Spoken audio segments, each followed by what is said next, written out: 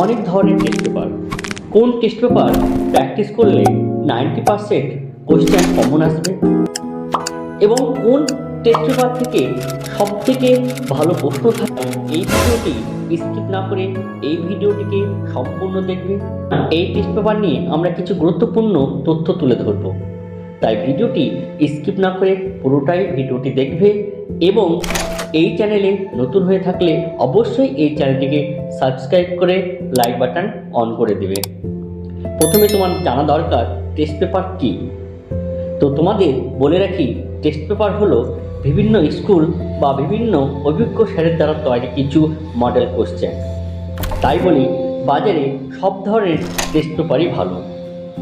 তাহলে তুমি যে কোনো একটি টেস্ট পেপার প্র্যাকটিস করতে পারো, কিন্তু সবথেকে গুরুত্বপূর্ণ বিষয় হলো টেস্ট পেপার কীভাবে প্র্যাকটিস করবে, টেস্ট পেপার কোন প্রশ্নগুলো তোমরা করবে, টেস্ট পেপারের কোন কোন কোশ্চেন কিভাবে তোমরা প্রিপারেশন নেবে, এই নিয়ে কিন্তু আমরা আজ পুরো বিষয়টি আলোচনা করব।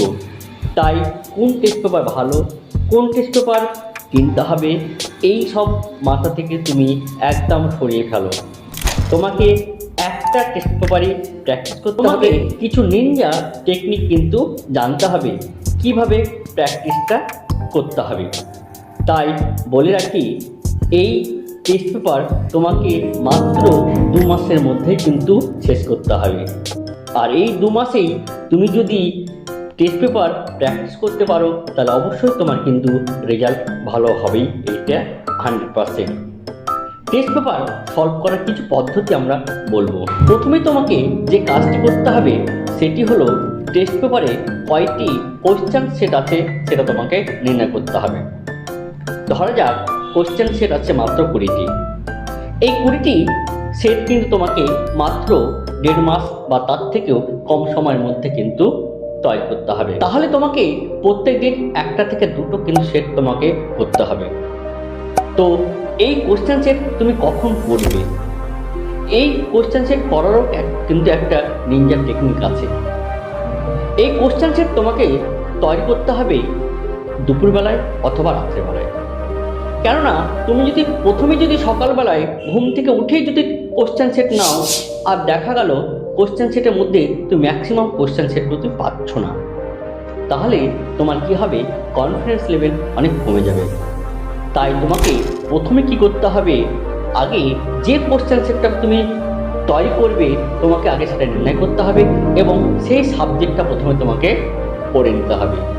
পড়ার পর তোমাকে কোশ্চেন সেটগুলো কিন্তু তৈরি করতে হবে।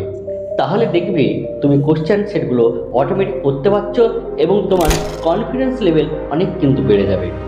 এইভাবে তোমাকে প্রত্যেকটা সেটগুলো কিন্তু তৈরি করতে হবে। আরেকটা এখানে গুরুত্বপূর্ণ কথা বলে রাখি, কোশ্চেন সেট করতে গিয়ে অনেক সময় কিন্তু তুমি অনেক কোশ্চেন কিন্তু তুমি যে কোশ্চেনগুলো তুমি পাচ্ছ না সেগুলোকে তুমি কিন্তু খাতায় তোমাকে নোট ডাউন করতে হবে।